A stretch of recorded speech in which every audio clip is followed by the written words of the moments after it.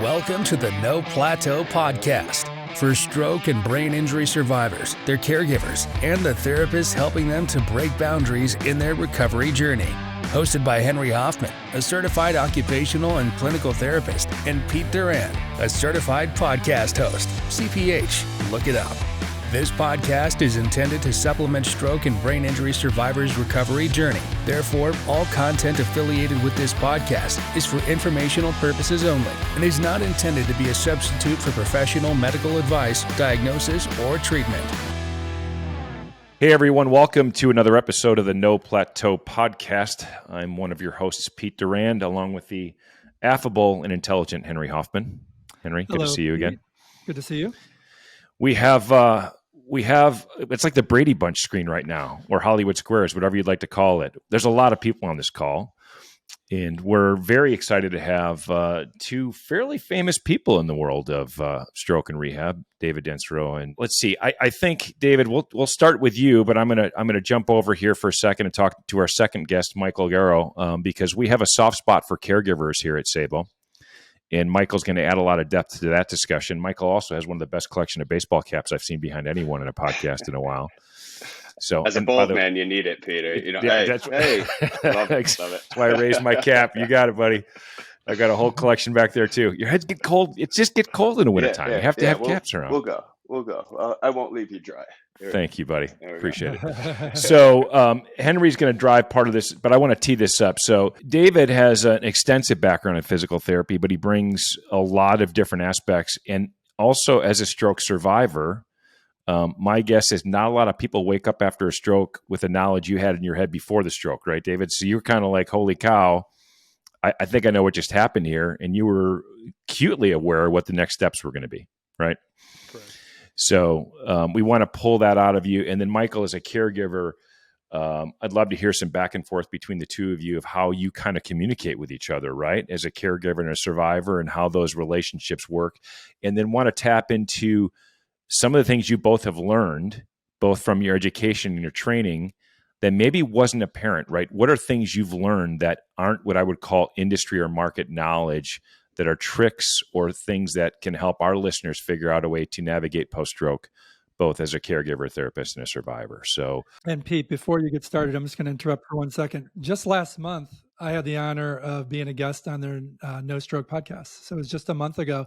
And I'll tell you what, that was for the audience, if you haven't seen that, definitely check it out. Their No Stroke podcast. It talked about Sabo, talked about current neurotrends. And I love the end, which is the magic wand moment, guys. That was pretty clever. What would I do if I had a magic wand to change up the industry? And now that you're our guest, we may have to put you in the hot seat and ask that same question at the end. So let's see what you think. Exactly. Just a quick ad there, Henry. One of our hottest trending episodes right now, by the way, Henry Hoffman. Thank you. That's great to hear. That's great to hear. Love it. Great. We're not going to be able to fit his head through the screen here next time. Difficult enough already. All right. Well, thank you guys. Appreciate it. I think let's start with this. David, why don't you briefly kind of share with our audience what your background is, and then set the stage for your stroke and kind of when that happened and what your journey was to this point. Yeah, I'm in my 22nd year practicing as a physical therapist, but it's the second career for me. Undergraduate training was in nutrition and dietetics. Practiced for about 7 years before going back, had an exercise science background, and knew that my scope of practice only covered me so far. I went back for my advanced degree in physical therapy, and I wouldn't know, moving probably 6 years into my practice as a PT, woke up to a stroke. So, if there's ever a blessing, it's that I had, I will add, my wife's also a nurse. So I kind of had the background, I had the understanding, but I also still had that initial ignorance and shrugging things off, dismissing some early symptoms. One thing, I should add that really weighs into this is I was a young dad of 3, private practice, but also had 3 children under 7 years old at the time. So Sure. you dismiss a lot of things as fatigue. When you have a 3-year-old, especially, you're in that area where sleep comes at a premium. So when I woke up to 3 out of the 5 symptoms that I should have keyed in on right away, I tried my best to dismiss them, and without going into a lot of detail, it took my wife to say, "Hey, let's go." Between dragging my foot, stumbling, falling down the stairs, walking through a door frame, and then dropping milk. It took the urging of a nurse, and everyone needs a hero in recovery, right? We talk about the caregiver role and importance of that, but in the initial stages, it was a process of discovery. Having been able to fall back on my training, I was able to do a lot of my recovery in the home. And, I'm certainly willing to dive in deeper to that. But I think when we talk about what needs to happen moving forward in care delivery pathways for stroke survivors, I certainly bring that lens. And, in my private practice, certainly wasn't neurologically trained. Outpatient practice, you treat the lifespan. So you do a lot of orthopedics. If I had a focus prior, it was certainly more on the sports side of things and orthopedics. Like I said, if you're fortunate, it's that I had that understanding of the importance of nutrition. You mentioned that played a big part in my recovery, and also being able to know the stages of recovery, where I was at, where I needed to go.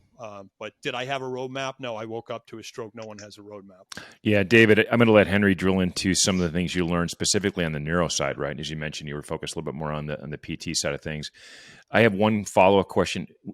As a practitioner experiencing a stroke, how did that change your view or approach to survivors and caregivers now that you've experienced it? Yeah.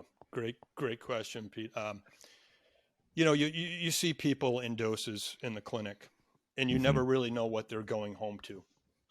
So you work on goals sometimes, and we had this conversation with Henry on our recent podcast, but you don't realize what real life is when they get home. What are those obstacles? Sure. What are those barriers? With the heavy lift to get that patient to the clinic for a small dose of therapy, now sometimes 20, 30 minutes hands-on with the patient therapist, if you get that.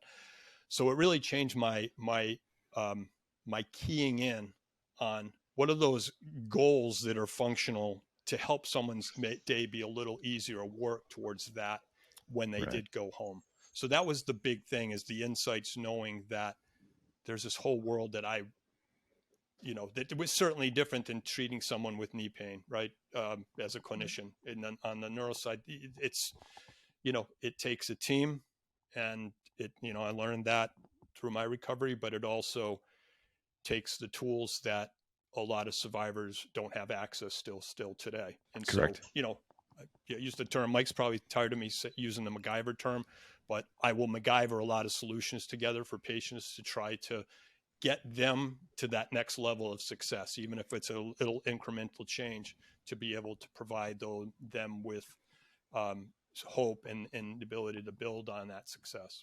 So a lot of the audience, is pretty envious of your physical recovery, right? And cognitive recovery. So if we can just take a step back and briefly explain, what was your physical condition 1, 2, 3 weeks post-stroke? How impaired were you? Because I know they're thinking, gee, I want to be like David, right?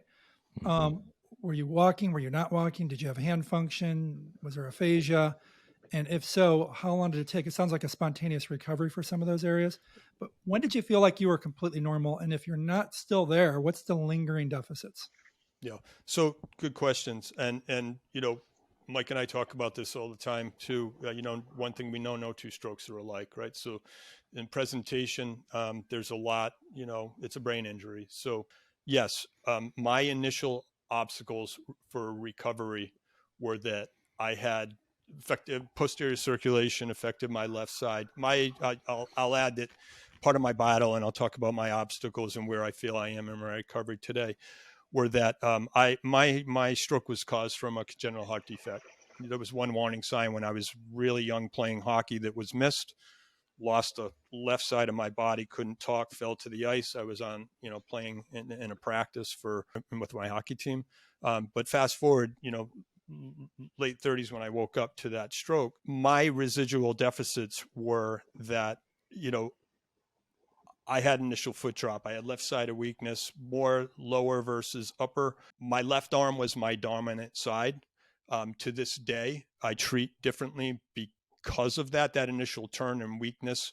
I didn't have a lot of spasticity, although the hardest part is explaining that I'm still not recovered. I am still, when I listen, and this is what gives energy, I think, to the way Mike and I work together in our mission today, is that I hear stories and I can put myself in every one of those positions. I know the early phases. I know the balance that is that delicate balance, especially for some of the younger phases of stroke. Kind of give you a couple of highlights. Like initially, like my goals for recovery with me having some foot drop, my wife was, working double duty. Basically, I couldn't work. I was told my obstacles were completely stop working. I couldn't anyway, because I couldn't really use my left hand, like my guiding arm, as a manual therapist, which I prided myself on, if I were try to lift someone's limb, and I still get some residual even to this day, but I could not.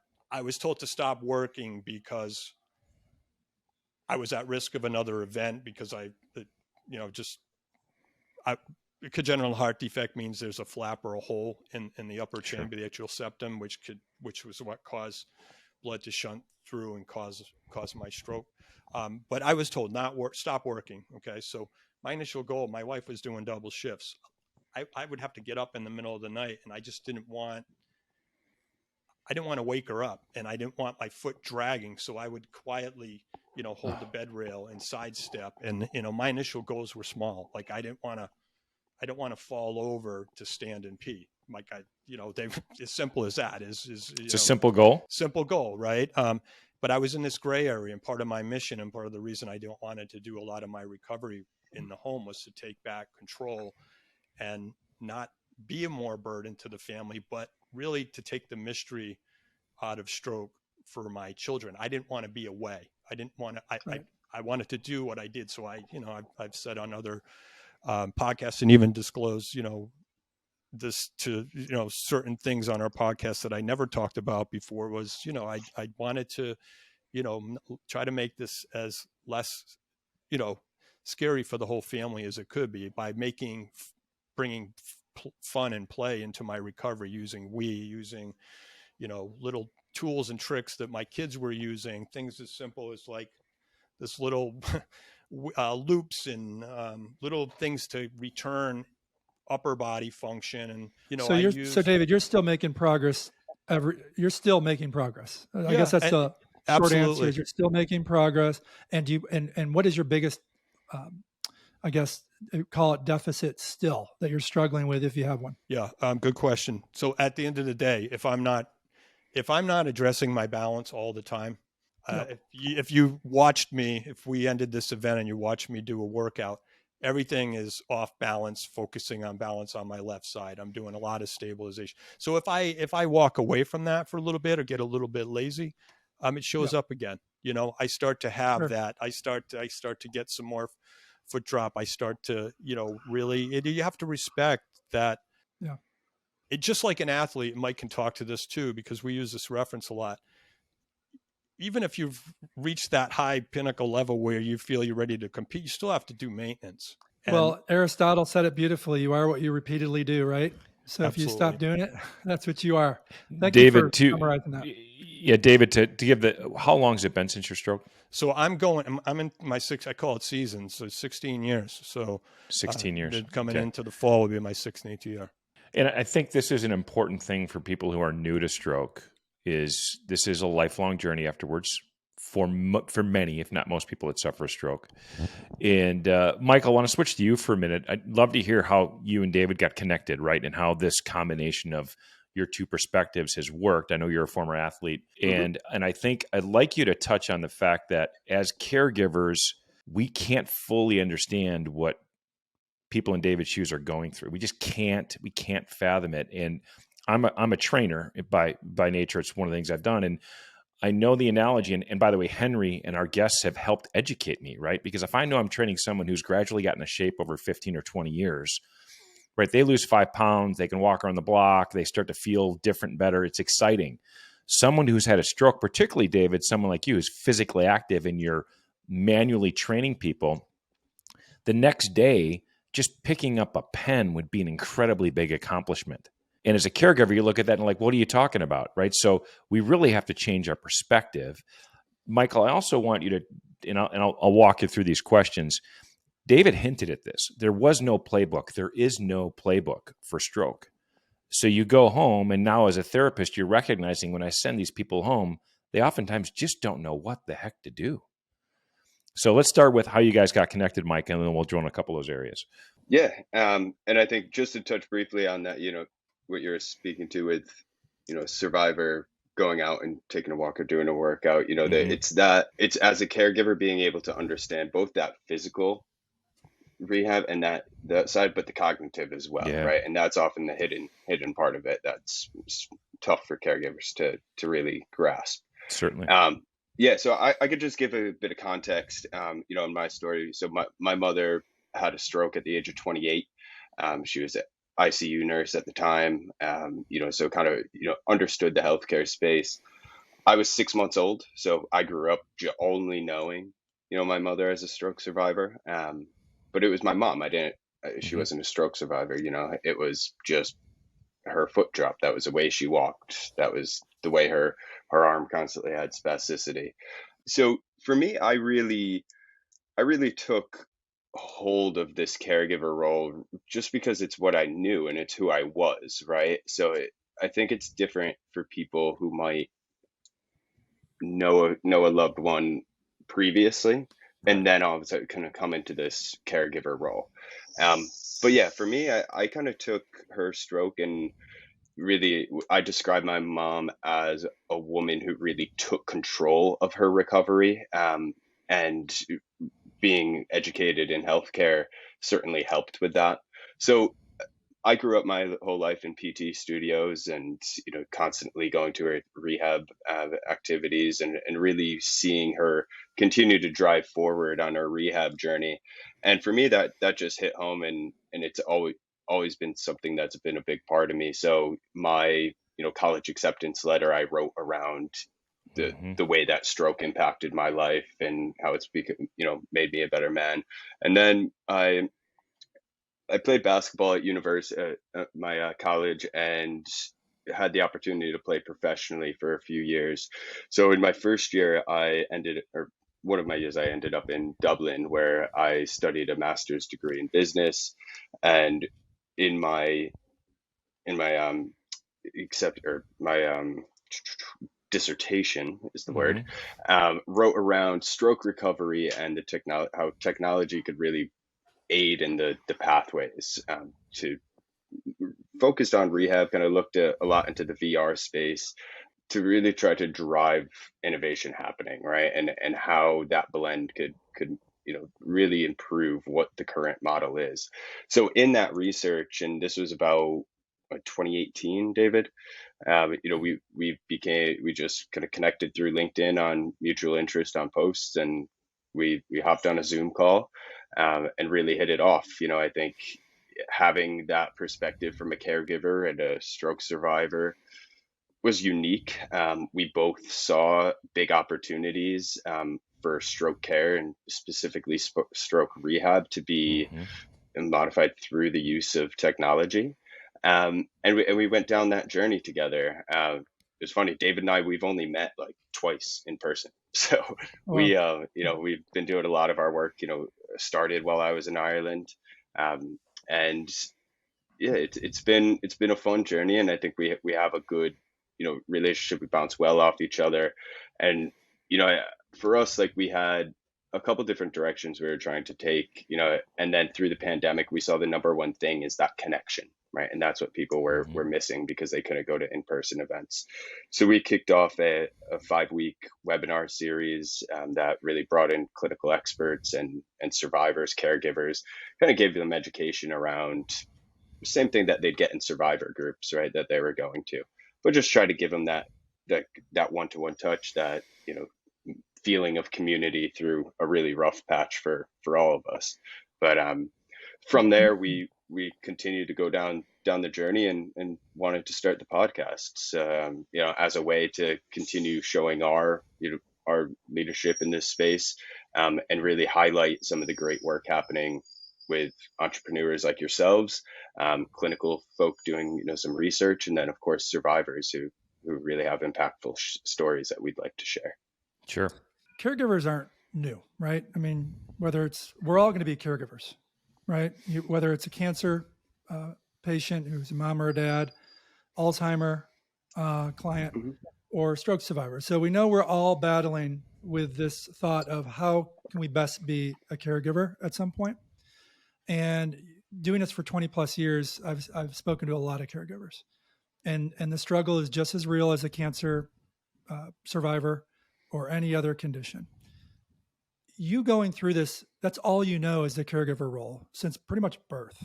And now being on the other, the side of the stroke industry and talking to so many clients that are in the stroke industry, where can we improve as a whole when it comes to onboarding obviously you want to onboard the patient correctly with the appropriate education and training, but equally so, if you ever eavesdrop into a SABO meeting weekly, we're talking about how to educate and support the caregivers. And I know we'll dive into this a little bit more. Where are we missing the boat completely based on your experience, your whole life? And where do we need to go? Because again, it's not just stroke caregivers. It's, it's pick the diagnoses. I know this is about stroke today, but how much more can we actually improve? Yeah. Again, knowing this all my life and being in a family of professionals in healthcare, I think I had a unique perspective and understanding of this caregiver role, because what's missing is that information, right? Post-stroke of what's next. What's this next 2 weeks going to look like? What's this 6 months going to look like? What's the next year? And so on and so on. And being able, and what's unique about it is that each survivor is so unique, right? So it really needs to be individualized.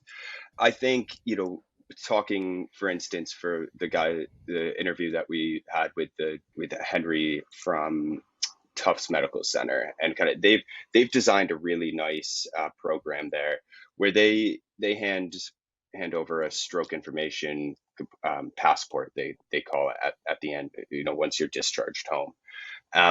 And what I like that they're doing, and I think that this could be, something that continues and could be a model that, other facilities look to bring in, is really a one-to-one touch. So they have a stroke care nurse that engages with not only the survivor, but the loved one or whoever that caregiver might be, up to a year after that incident and they're discharged home.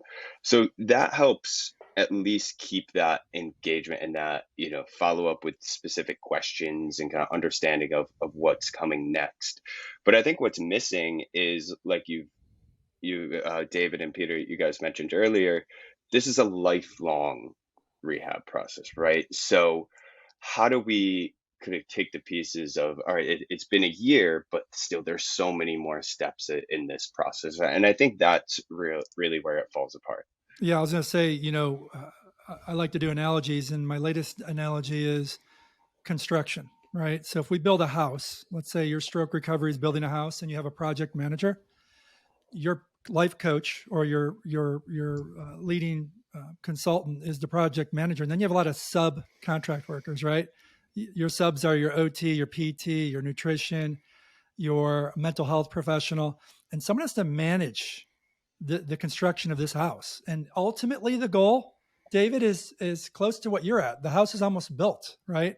You're very independent, you're functional, you have a great thriving business, and the both of you have this wonderful podcast. So if there's a way to somehow create project managers for caregivers and patients that can be there during the whole construction phase, maybe that would make it a little bit easier for people like you. Yeah, and you see the role, like we talk a lot about the role of health coaches, right? And how they've impacted chronic diseases such as diabetes, pre-diabetes. They're now moving into the MSK space for more kind of orthopedic rehab. But I think a personalized health coach or someone who really understands, because it's behavioral change, it's motivation, it's kind of being able to stay on track.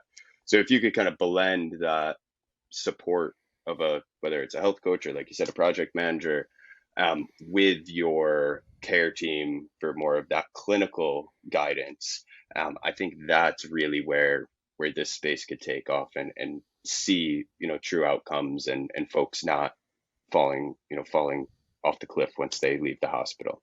And what's the best way to reach someone in your shoes, Michael, as the caregiver when you're leaving the hospital? Is it the therapist or the hospital administrator handing you something that says, here's your roadmap, right, for the next 10 years? And the information in this roadmap will evolve. As you said, every instance is different, David. What you experience coming out of the hospital is different than a lot of other people. So some customization and tailoring early on in the process is important. And then tapping into the various things you just discussed, which is there's physical, there's mental, there's emotional, right? And then almost what I'll call clinical. So I have all these 4 areas that I don't really understand what A, I'm about to experience, and B, who do I check back in with to know that I'm on the right track? And Michael, your needs might be different than David's, right? David's trying to figure out, man, this spasticity is driving me nuts. And you might be thinking to yourself, how do I get David out of bed and bathe him properly, right? Yeah. I mean, those very different questions that could be fielded by an OT or a therapist who specializes in these approaches. So I think that's what Henry and as you mentioned, if you sit in front of a whiteboard at Sabo, we're always talking about product, but we're more concerned about, do we really understand our customer? And we have 3 customers. We have survivors, caregivers, and therapists that we need to service. So interesting hearing all of you talk about that. David, I'm going to come back to you briefly for a minute here. In your experience with Michael, who knows nothing but being a caregiver, right? A 28-year-old mom, you're 6-month-old. It's not like you can actually at 6 months old do the laundry and cut the grass for your mom, right? She's got to figure out how to carry you around. David, you mentioned your wife's pulling double duty with 3 kids and a 3-year-old. So, what is it about your role? I'm going to ask you as a therapist, not as a survivor, that you think you could do directly to help a caregiver in that situation. So going home, I still have a job to do. I've got 3 kids. Now I've got this survivor. I've got to help. What is it that as a therapist, you're trying to convey to them as they make that drive home that first day? Yeah, that's a really good question and great conversation going back, Henry. I like your analogy of the construction manager managing the whole, the whole landscape after a stroke. The initial thoughts when someone comes home, there's the fear. And it took me years, and it took me honestly reconnecting with Mike and understanding his side. Because initially I didn't want to scare my children. So when I was looking for resources, all these years later, it's interesting to hear Mike's perception. He knew his mom as his mom.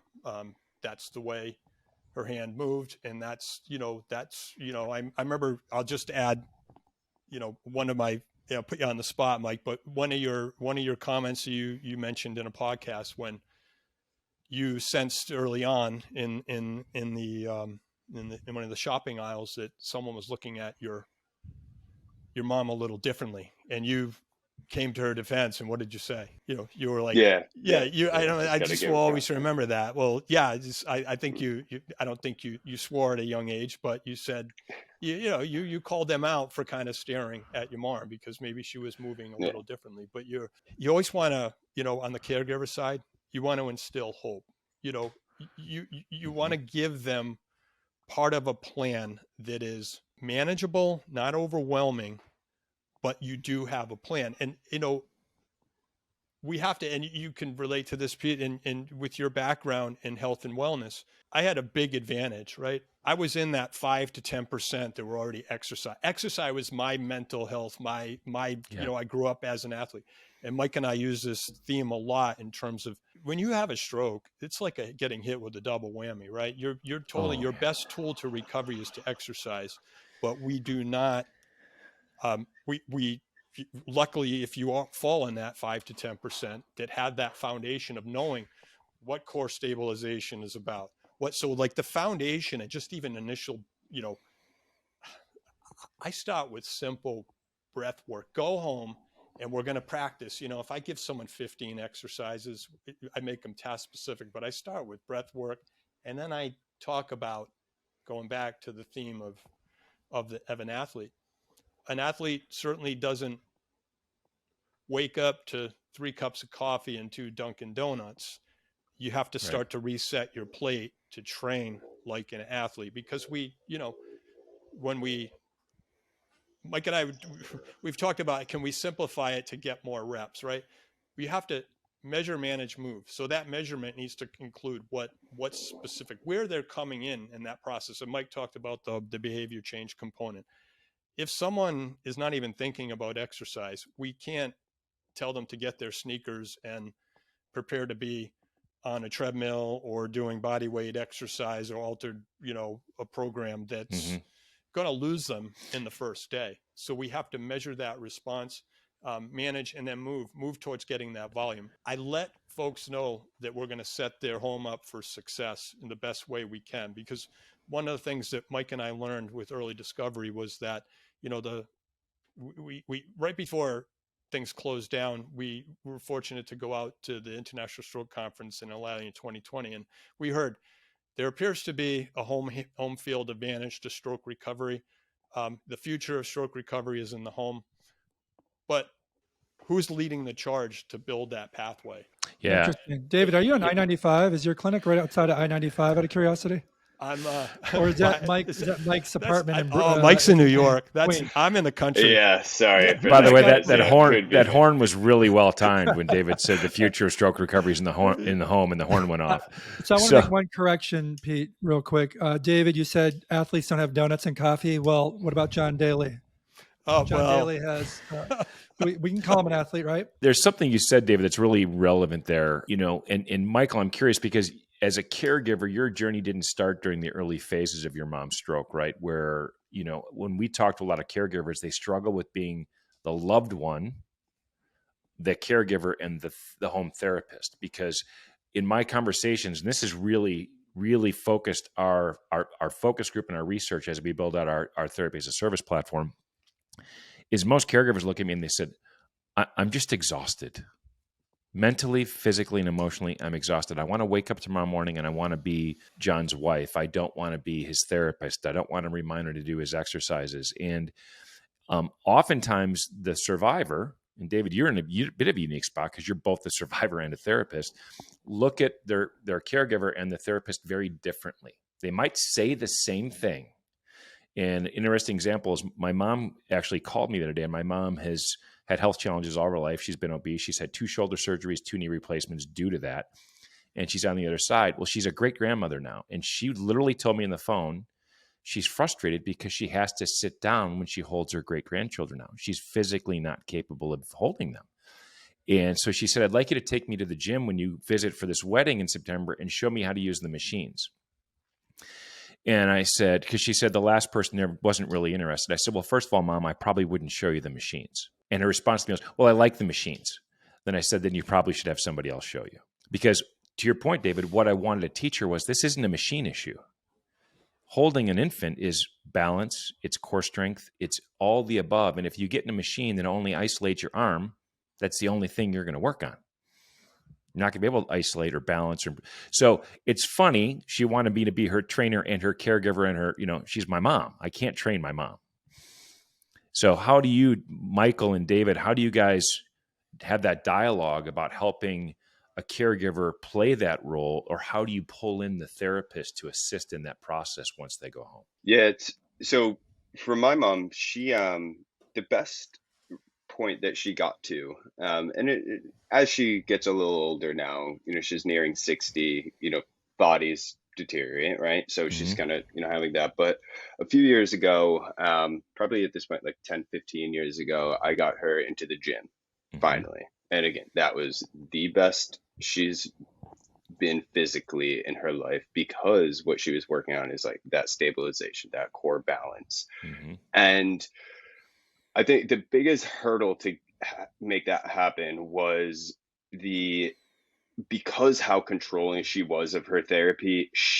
And we were very lucky to be in Connecticut and be close to brilliant therapists her whole life. What she was terrified was a personal trainer or someone coming in and not knowing her specific condition and her specific, because she's, in her mind, I'm so different than anyone else in this gym, right? So I think for me, I took that role of really trying to, one, know who the right fit for her would be, and try to keep that, have her be comfortable with who would be, her trainer, and who would be kind of guiding her on this process.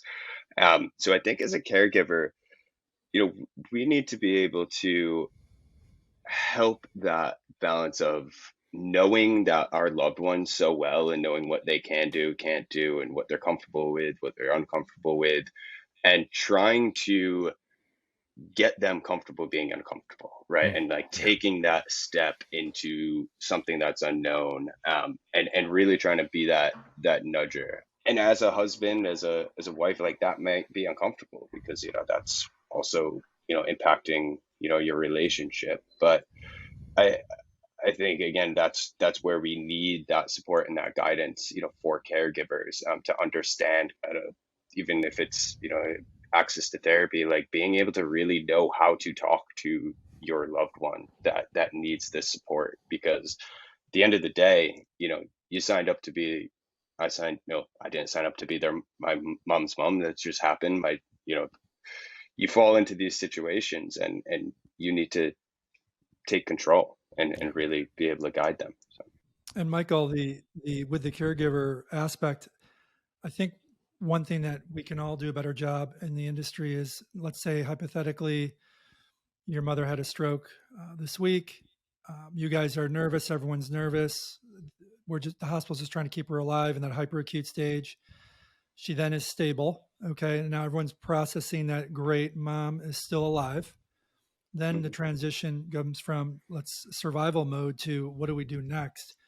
At that point, usually a case manager or someone or grief counselor or mental health professional should come in with a kit.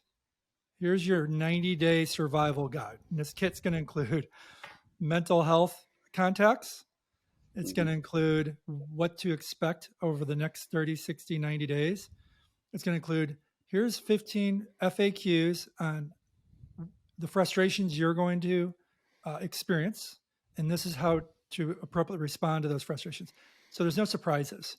So I think we can all do a better job, and the hospitals can do a better job of preparing the loved ones on that journey, because everyone's focused on your mom, rightfully so. Let's stabilize and get the process started. They're really not focused on you. A lot of them aren't. No. I know some do, but some aren't. And I think if we could somehow come up with this, it's hard to make it universal, because every profit hospital, for-profit or public hospital, has their own little policy and procedure. That's where I think the digital aspect comes into it. So I'm sure you guys, as we round out this interview, I'm sure, we didn't get a chance to talk too much about, hey, what's your business model? Where are you guys going? Right. Obviously I look at, David, I look at your gym back there. Clearly you're treating patients. That's wonderful. I don't know what the caseload mix is, but I know some of them are probably neurological patients. And Mike, you're working at CVS and you're doing great things there.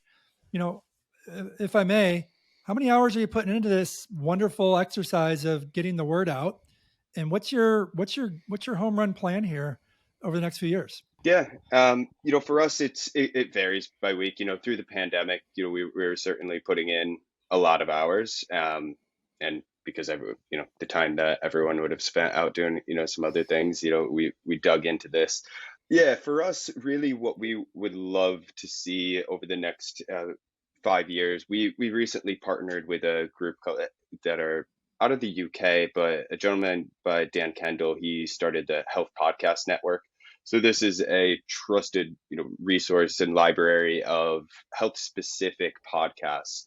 Another unique thing that we're going to be working on with him, and really where I think, No Stroke could go. No Stroke will continue to evolve into hopefully hundreds of episodes, more in this long term, similar to, or long form podcast, similar that we're doing today, and touch on a range of different topics. And what we see is the No Stroke podcast being for that year on phase, right? So, once you've really kind of gotten to grasp with stroke, whether you're a survivor, whether you're a caregiver, or even clinical professionals, trying to see what's next, what's coming, trying to keep kind of on taps of different types of options for your recovery, keeping that going. But what we're trying to nail down here with Dan Kendall and what's called the Health Unmuted series is going to be more of a short form mini series, right? So this is going, when I say short form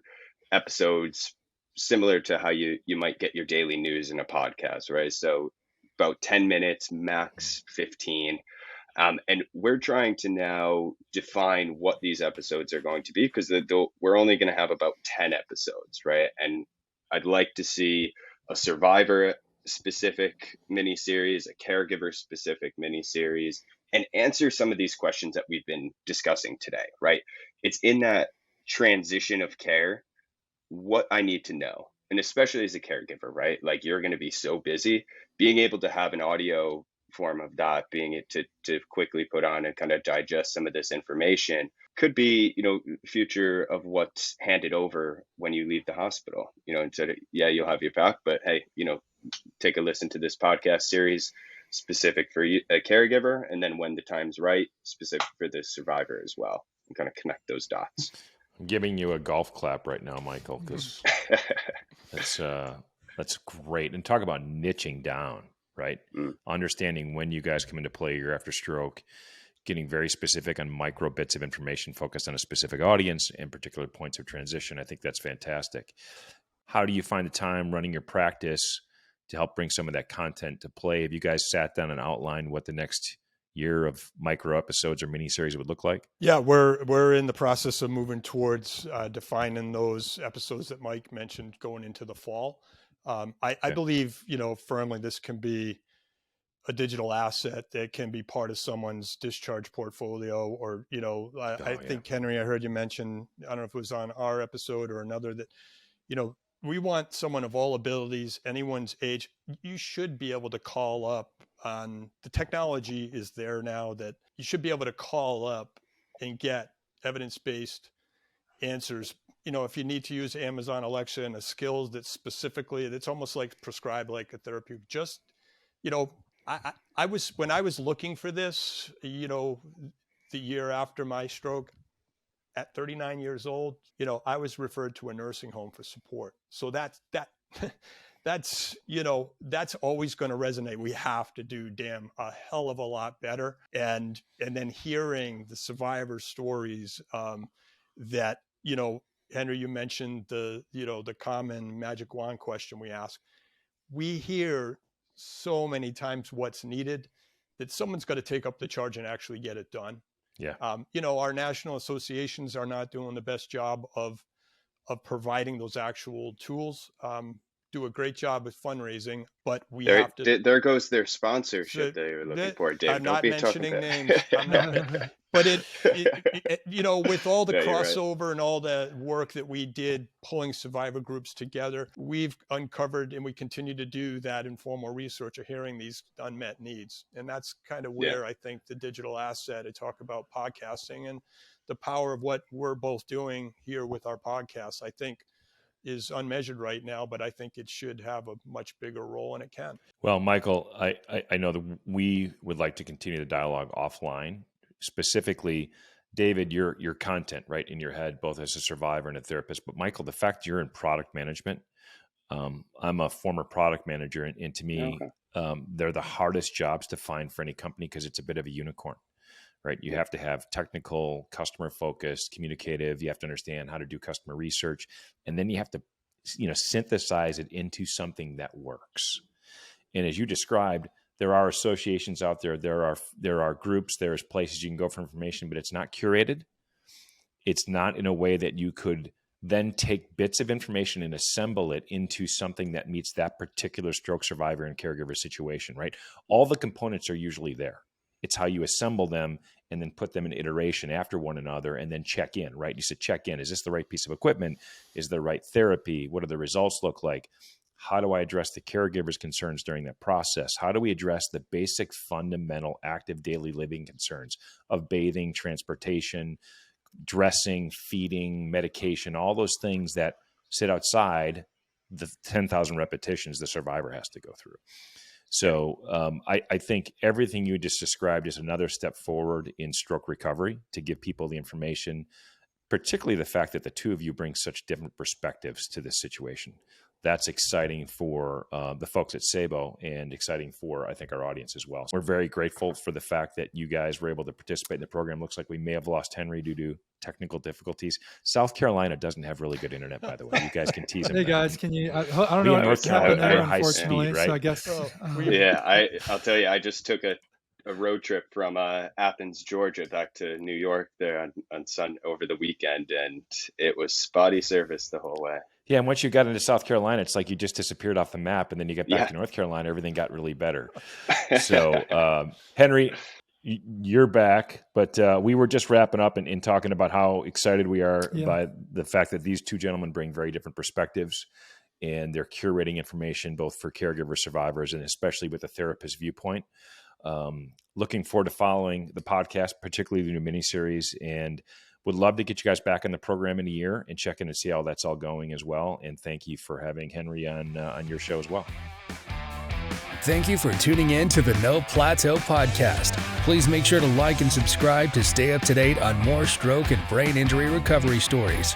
The No Plateau podcast is intended to give you an insight into stroke and brain injury survivors' journeys. Any opinions given on this podcast are strictly the individual's, and we do not suggest that you necessarily hold the same viewpoints as anyone on this podcast. This podcast is intended to supplement stroke and brain injury survivors' recovery journey. Therefore, all content affiliated with this podcast is for informational purposes only and is not intended to be a substitute for professional medical advice, diagnosis, or treatment. Always seek the advice of your physician or other qualified health providers with any questions you may have regarding a medical condition. Reliance on any information provided by the No Plateau podcast is solely at your own risk.